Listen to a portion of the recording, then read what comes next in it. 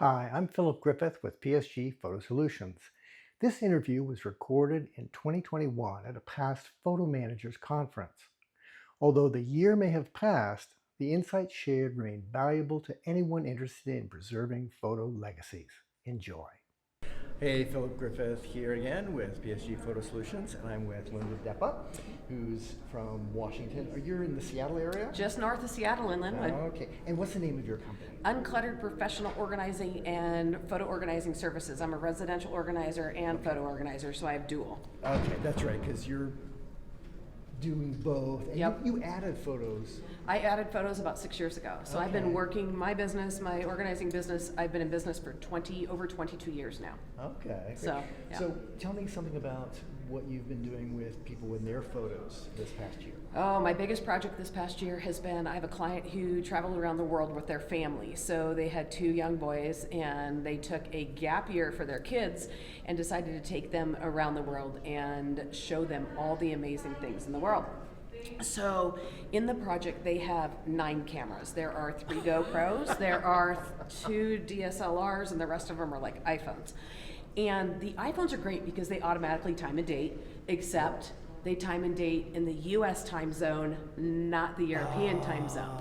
And my client wants all the photos synced because when you have that many different cameras and that many different brains and thinking processes, you get photos from all different perspectives. Yeah. And so she wanted it pretty much synced down to less than the minute so that the pictures were exactly right from all the cameras. Our problem was that 5 of the cameras were not time set and synced with all the other cameras. So my tip for everyone is if you go on a trip, if you want to save yourself a lot of money, headache, time of syncing all your pictures together, if that's your ultimate goal, then you want to take time to sync all the times on the cameras, iPhones, GoPros, all of that. Because if you don't, then you're literally looking at the pictures. And at one point, myself and another organizer were working on this project. And at one point we got it down to, they took a cooking class and we're looking at the different steps that they're at, and it came down to mom had not put the apples on her streusel versus putting the apples on her streusel to try to get it right in sync with the time. So you're looking at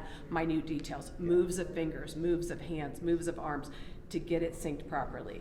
When it's so easy just to reset all the cameras and everything so that they match, so that when you date it and time it, they all fall into order perfectly. Yeah. So that's a huge tip if you're going on traveling trips, or if you go with another couple and you're going to share photos, or if you're going like on a school event where our schools take trips and go to Washington DC or travel or whatever.